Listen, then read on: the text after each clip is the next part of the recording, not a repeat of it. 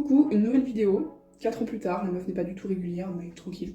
Aujourd'hui, on va parler jeux de société, et surtout création de jeux de société. Donc dans toute cette vidéo, je vais créer un jeu de société qui se trouve ici, dans cette petite boîte. Je l'ai déjà fini, du coup, le jeu de société, et je tourne l'intro à la fin. Au début, j'avais tourné l'intro avant de commencer, sauf qu'en fait, au fur et à mesure, les règles ont changé, les idées ont changé par rapport au jeu. Et du coup, au final, c'était vraiment n'importe quoi, c'était impossible à comprendre, vous n'auriez rien compris. Je tourne l'intro maintenant, et vous expliquer du coup comment est le jeu. Vous verrez toute la création du jeu avec des timelapses, des explications de comment je l'ai fait, comment je l'ai réalisé, comment j'ai pu trouver les idées, etc. tout le processus. Et à la fin, on essaiera de se faire une partie avec moi-même. Voilà, donc je vais jouer toute seule. C'est bon, hein. Enfin, ça va juste pour vous montrer et que vous compreniez mieux, parce que expliquer les règles comme ça, si c'est pas concret et que je ne pas, je pense pas que vous allez vraiment bien comprendre. Les gars, vous me remercierez plus tard. Je vous mets les timecodes de toutes les parties de la vidéo, déjà parce que je sais pas comment on fait des chapitres sur YouTube, donc ça va être compliqué d'en faire si je sais pas comment on fait. Et parce que sinon en fait vous allez me détester tellement je parle dans la vidéo. Donc comme ça vous savez où aller à quel temps de la vidéo en fonction de ce qui vous intéresse. Et voilà. Du coup c'était une idée de jeu de société que je voulais faire où je vais réaliser une sorte de cahier des charges pour moi-même. On puisse jouer à 2 et plus, on peut jouer jusqu'à 12 joueurs normalement. Pas sûr qu'on jouera vraiment à 12 joueurs parce que je pense que ça va vraiment être le bordel, mais bon. Ensuite, il faut que ça puisse rentrer dans une petite boîte. Bon, elle n'est pas petite, mais ça rentre dans une boîte, donc je peux l'emmener dans un sac, etc. Et un minimum de rôle, parce que sinon on s'ennuie. Du coup, j'avais plusieurs idées. Au début, de faire une sorte de journal intime où on a une sorte des secrets. Et il faut pas que les autres découvrent ensuite. Il y a eu l'idée de ce jeu, donc une idée autour des potions, créer des potions pour un joueur sans que le joueur sache que c'est pour lui. Et voilà, donc en fait il y a 2 manières de gagner. Et donc ensuite nous avons des pages et des pages entières de recherche, de dessin, de trucs, enfin bon. En même temps, parallèlement, j'avais fait une première version du jeu qui était moins finie, mais justement pour pouvoir la tester, avec mes copains notamment, et avec mes amis, pour voir du coup si ça fonctionnait, qu'est-ce qu'il fallait améliorer, qu'est-ce qu'il fallait changer, est-ce qu'il fallait ajouter des choses, en supprimer d'autres. Et voilà, et donc au fur et à mesure j'ai pu peaufiner et j'ai pu après faire la version finale que vous allez voir à la fin. Voilà, donc je vous laisse avec la création du jeu. Du coup, en fait, je reviens direct après, alors que j'ai dit que je partais et que vous allez avoir des timelapses, mais pas du tout. En fait, j'étais vraiment en train de m'embrouiller quand je l'ai fait à ce moment-là, parce que ça prend vraiment beaucoup de temps de réfléchir à toutes les idées du jeu. Donc je vais juste retracer étape par étape comment j'ai fait et quelles sont les étapes pour faire un jeu de société. Enfin, c'est mes étapes à moi, j'ai pas regardé de tuto sur comment on fait, mais je fais comme ça, j'imagine qu'il y a des méthodes plus rapides, mais bon. Du coup, j'ai vraiment développé sur quelle était l'histoire du jeu, quel était le but du jeu, comment il se déroulait, donc par exemple comment on avançait, enfin sur le plateau par exemple, enfin déjà est-ce qu'il y a un plateau, ensuite comment on avance sur le plateau, comment on avance dans notre but, tout ça. Et donc le principe du jeu, je vais essayer de le faire assez clair. Du coup, c'est, on a un plateau de jeu, on peut se déplacer sur ce plateau de jeu librement. C'est pas un plateau de jeu comme le jeu des petits chevaux par exemple, c'est pas un plateau comme ça où il y a un sens, etc. Là on va où on veut quand on veut, on peut faire demi-tour, etc. Par contre il n'y a pas de dés, parce que les jeux avec des dés c'est chiant, le dé on le perd tout le temps. Il n'y a pas de dés, on avance tout le temps de la même vitesse, sauf dès qu'on prend un ingrédient, ça nous alourdit et donc on avance de 1 de moins. Et donc le but du jeu, le but principal, c'est de faire une potion, réaliser une potion qui va être pour une cible précise. Donc en fait on va piocher une potion et on va piocher un personnage et donc on va devoir créer cette potion pour ce personnage. Sachant que les deux, la potion et le personnage, sont secrets, il n'y a que nous qui les connaissons. Et donc il faut qu'on gagne en réalisant cette potion et en la faisant à ce personnage. La première manière de gagner, c'est d'être le premier à réaliser sa potion. Et la seconde manière de gagner, ça peut être de découvrir quelles sont les potions des autres et quelles sont les cibles des autres. Et tout ça, ça va être possible en regardant là où les gens vont. Simplement parce que pour chaque potion, il y a 3 ingrédients et un objet. Chaque ingrédient appartient à des endroits différents. Il y a 4 endroits différents en tout. Il y a la boîte de nuit, la maison de la sorcière, la forêt et la mer astrale. Et donc dans ces 4 lieux, il y a des ingrédients qui sont répartis et des objets qui sont répartis. Et donc en fonction de où va tel joueur, on peut savoir que par exemple si tel joueur il va dans la forêt, dans le marais ici, et ben du coup on peut potentiellement avoir des options sur telle potion ou telle potion. Et donc on se dit, bon bah d'accord, on a déjà quelque chose qui se resserre. Et enfin, pour trouver le personnage de l'autre joueur, il y a des cases indices pour lesquelles quand on tombe, on est obligé de poser une carte indice. Donc vous verrez au fur et à mesure de la vidéo, vous allez voir les timelapses de quand je fais les dessins. En gros, c'est un peu des cartes comme le Dixit, si vous connaissez le Dixit. Il y a vachement d'éléments dessus. Elle ne désigne pas un personnage en particulier, elle ne désigne pas non plus une potion en particulier ni quoi que ce soit. Elle en désigne plusieurs, et donc là pour le coup elles vont désigner plusieurs personnages, et du coup on va pouvoir commencer à savoir quel est le personnage que le joueur vise. Donc voilà, c'est la deuxième manière de gagner. Soit on gagne en réalisant notre potion en premier, soit on gagne en dénonçant tous les autres joueurs. Ensuite pour les dénoncer, on ne peut pas le dénoncer quand on veut comme ça, il faut aller sur une case précise du plateau que je vous montrerai. Et voilà, donc en gros il faut juste aller sur le palais de justice dès qu'on a une idée du personnage et de la potion qu'un joueur peut avoir potentiellement. Si on a raison, et bien alors cette personne arrête de jouer et on n'a pas forcément gagné, parce que pour gagner il faut que tous les joueurs soient dénoncés, ou qu'on soit le premier comme j'ai dit, la conversation est bien. Mais par exemple si vous jouez à 2, et que vous dénoncez l'autre joueur, et bien évidemment vous avez gagné, l'autre joueur a perdu. Et l'avantage du coup, ce que je voulais aussi, c'est que quand une personne a perdu, entre guillemets perdu, elle n'a plus de potions à réaliser, etc. Bah par contre, le joueur joue encore. Ça veut dire que dès que c'est son tour, il aura le droit de poser une carte indice par rapport à un des joueurs. Par exemple, il sait que tel joueur a telle cible, et ben il va prendre une carte indice, il va lui poser devant et dire aux autres joueurs, bah voilà, moi je vous donne cette carte indice, vous vous débrouillez avec, mais ça indique son personnage de cible. Donc voilà, donc il continue quand même de jouer, et comme ça il peut quand même suivre la partie, parce que je trouve ça assez dur quand tu joues à un jeu de société que tu perds dans les premiers, que bah après tu joues plus quoi, et puis tu regardes les autres s'amuser sans toi. Ça sent le vécu, ouais, tout à fait. Donc ça, c'est vraiment le principe du jeu, il faut faire des potions ou alors dénoncer les autres. Et nos potions et nos cibles sont secrètes, et du coup c'est aux autres de les découvrir si c'est leur but de jeu. Je me rends compte que mon placard est ouvert, c'est pas très sexy. Voilà, c'est mieux.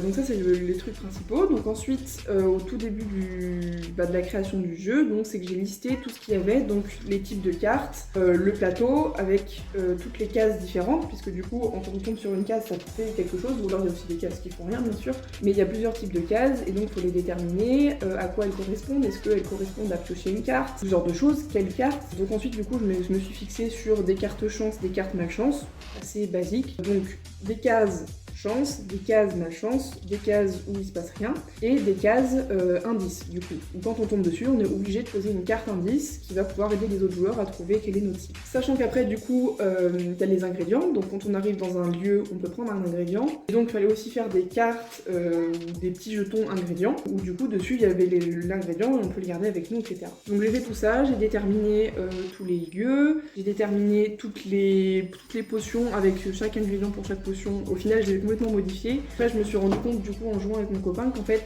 il y avait certaines potions où tous les ingrédients étaient dans le même lieu, donc ça met pas trop le doute quoi, on sait directement quelle potion tu as, donc c'est pas très discret.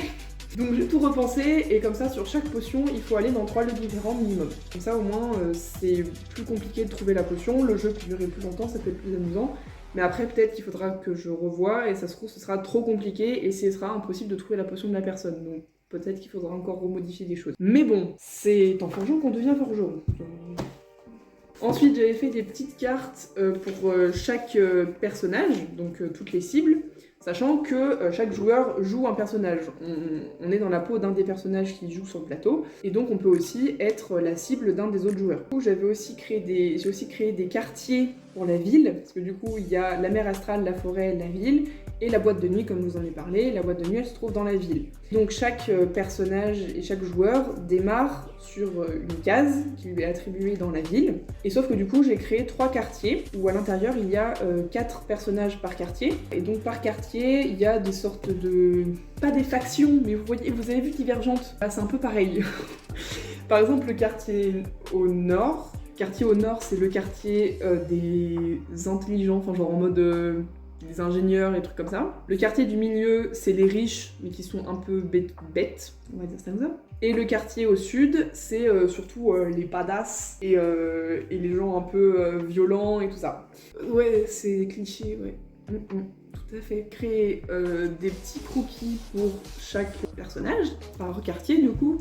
Bon bah voilà, c'est des petits croquis vite fait que j'ai fait comme ça, qu'après du coup j'ai refait à la tablette. Après j'ai refait des croquis plus détaillé. Ensuite, j'avais noté plein d'idées pour les cartes chance, pour les cartes malchance, etc. Sachant qu'il y en a beaucoup que j'ai modifié en y jouant, où je me rendais compte que soit j'en avais fait trop, soit c'était une mauvaise idée et ça faisait pas avancer le jeu correctement. Et enfin, dans mon petit carnet de recherche, toute la page ici, c'est en y jouant avec mon copain à la première version, je notais dès qu'il y avait quelque chose qu'on remarquait qui allait pas ou qu'il fallait changer, ou même si on avait une idée d'un nouveau truc, je le notais. Et donc à partir de là, j'ai pu commencer à faire vraiment le jeu au propre, comme vous allez le voir tout de suite normalement, si je refais pas encore une vidéo juste après.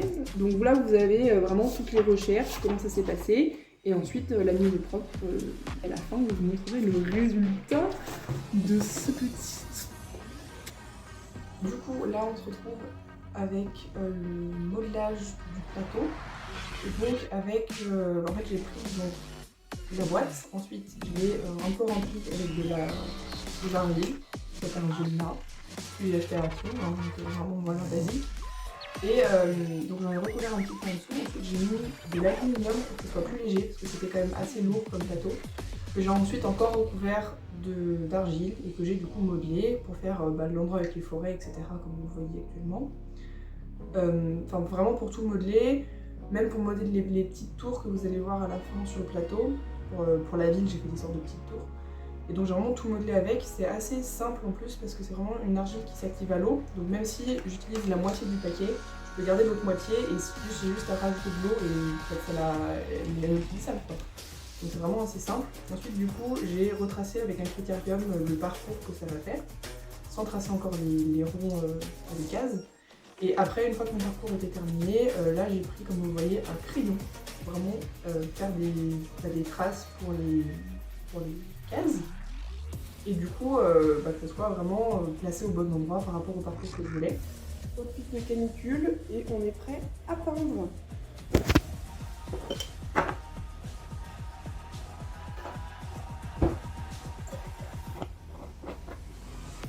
Bon, du coup, c'est assez simple, j'ai pris pour peindre le plateau de l'acrylique. Donc après, j'ai fait mes mélanges pour faire le bon vert que je voulais, qui soit un peu bleuté. Et après, j'ai rajouté des touches de jaune et de bleu plus foncé pour que ça soit du coup, comme vous voyez sur l'image, qu'il y ait des endroits plus clairs et des endroits plus foncés. Ensuite, du coup, avec du bleu, j'ai peint la mer astrale. Et après, du coup, je me suis attaquée à peindre les cases qui, du coup, devaient être chacune une couleur différente. Par contre, du coup, vu qu'en dessous, c'était peint en vert, et ben du coup j'ai dû passer 2 couches pour les cases pour que la couleur soit vraiment bien visible comme vous voyez là. Et après du coup je me suis amusée avec de la super glue à coller toutes les tours comme vous voyez, toutes les tours pour la ville. Après du coup avoir passé vraiment toutes les couches de peinture. Et j'ai aussi du coup comme vous le voyez il y a un petit effet brillant qui du coup c'est du vernicole. Donc c'est du vernicole que j'ai acheté à Cultura je crois. Comme vous le voyez là ici, je suis en train de vernir, passer la deuxième couche. Donc c'est vraiment quelque chose qui permet d'avoir un aspect satiné, ils appellent ça comme ça, c'est juste un aspect brillant en fait, c'est l'opposé de mat. Et donc voilà, après du coup comme vous le voyez, j'ai dessiné, j'ai écrit ce que voulait dire chaque case. On a dessiné notamment la liste des potions, on va faire ça en regardant un petit film, et voilà.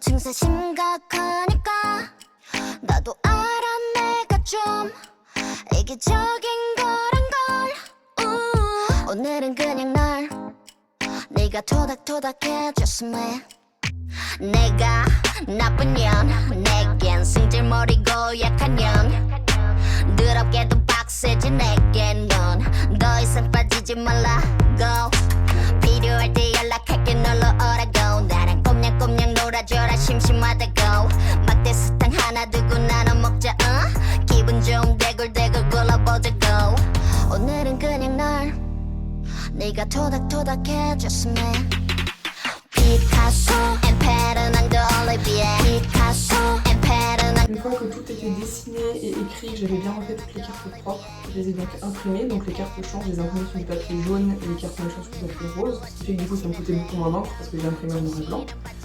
Et du coup il y a déjà la couleur et en plus la couleur en recto verso. Après du coup j'ai imprimé tous les ingrédients, peut-être un peu en trop gros mais bon voilà. Donc là c'est la fin de l'impression et après du coup j'ai dû commencer à tout découper un par un. Après, il m'être fait un super sirop au mojito. Et du coup, en fait, j'ai vraiment dû plastifier et découper chaque carte une par une. C'était relativement long, hein, voilà. Et donc, comme vous voyez, j'ai utilisé du vinyle transparent que du coup je colle d'abord sur toute la page. C'est un rouleau que j'ai qui est au format A4, que j'ai juste à découper et voilà, il y a du A4, voilà, magique. Et après du coup, je sais pas comment ça s'appelle ce truc, mais c'est une sorte de découpeuse quoi. Voilà.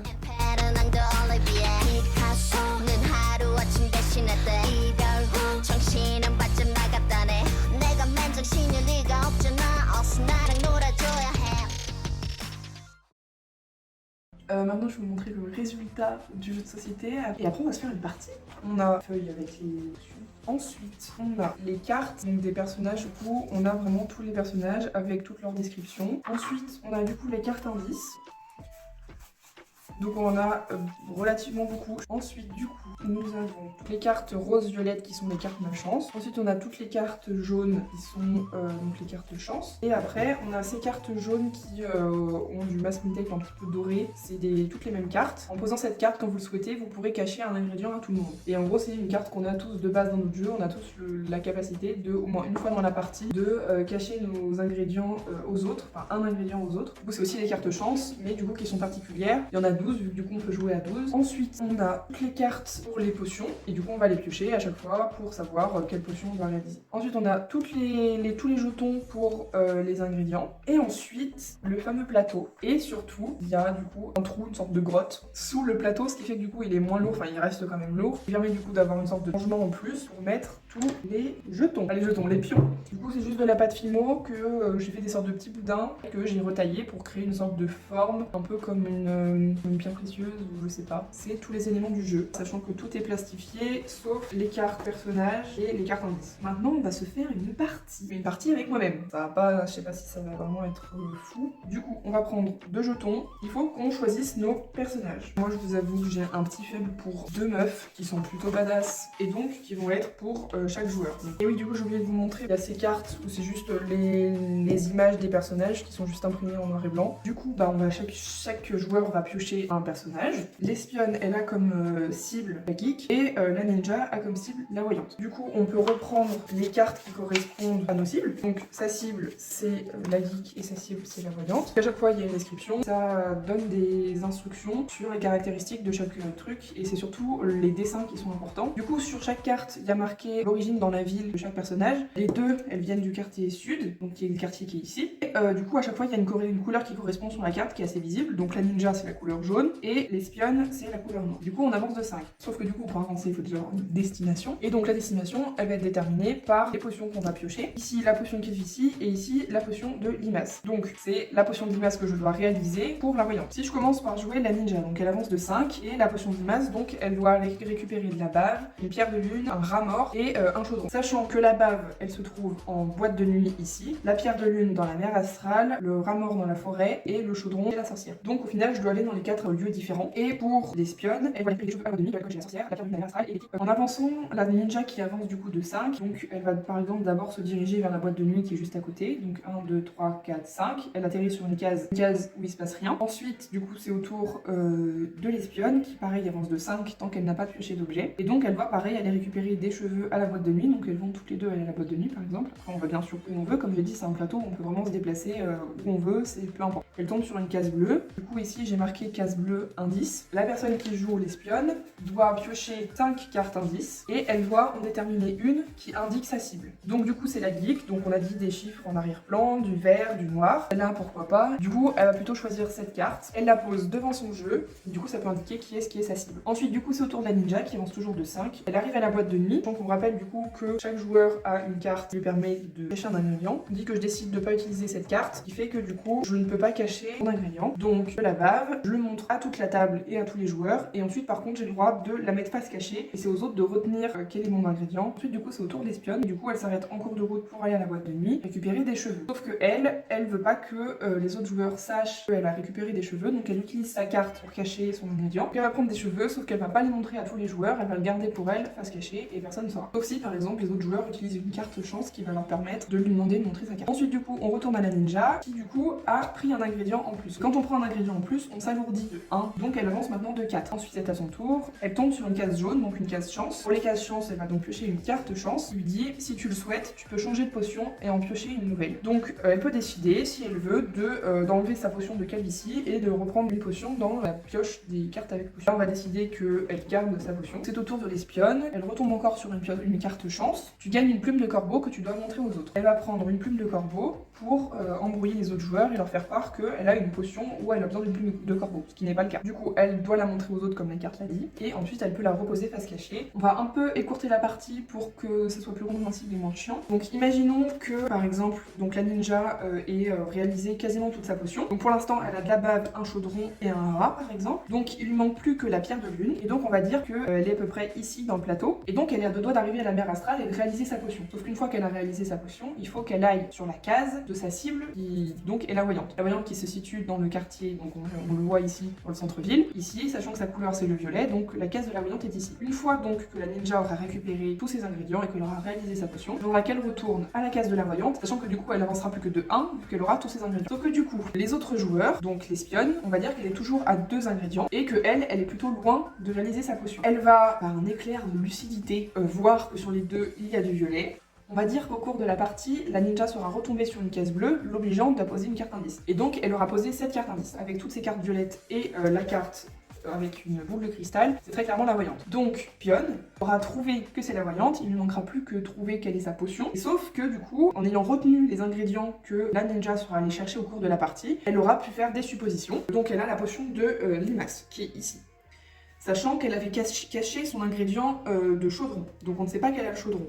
Par contre, elle voit très clairement qu'elle est en train de se diriger vers la mer astrale. On sait qu'elle a de la bave, qu'elle a un rat mort. Malheureusement pour elle, il n'y a pas 40 000 potions où il y a de la bave et un rat mort, et il y a uniquement la potion de limace, ce qui fait que même si l'espionne n'est pas sûre, parce que bien sûr la ninja aura pu bluffer et dire qu'elle avait besoin de tel ingrédient alors que non, l'espionne peut quand même décider de l'accuser et de la dénoncer, et d'essayer du coup de deviner sa potion et sa cible. Malheureusement, l'espionne n'avance plus que de 3, vu que du coup elle a déjà 2 ingrédients sur elle. Et donc là c'est qui tout double, soit elle décide d'aller au palais de justice, puisque c'est ici qu'elle doit dénoncer, avec ses 2 ingrédients en avançant que de 3, sachant qu'elle est sur le point de réaliser sa potion. Soit elle peut décider de se débarrasser de ses ingrédients, qui est possible à tout moment de la partie, on peut tout le temps se débarrasser de ses ingrédients quand on veut, et du coup avancer de 5, donc beaucoup plus vite que l'autre. C'est ce qu'elle va faire, donc elle jette ses ingrédients et elle avance plus que de 5. Et donc on va se retrouver dans une partie où elle va essayer de réaliser sa potion, elle va l'avoir réalisée, sauf qu'il faut du coup qu'elle se retrouve sur la potion, sur la case de la voyante. L'espionne va avancer le plus vite possible pour aller au palais de justice. Disons que par exemple la ninja est arrivée ici et elle a 2 doigts d'arriver sur la case de la voyante, et donc l'espionne est arrivée sur le palais de justice. Quand c'est son tour, elle peut donc en étant au palais de justice dénoncer l'autre et dire je pense que tu as une potion de limace et que ta cible c'est la voyante. Et donc là l'autre doit être honnête, doit lui dire oui ou non. Si c'est non, et bien la partie elle continue, etc.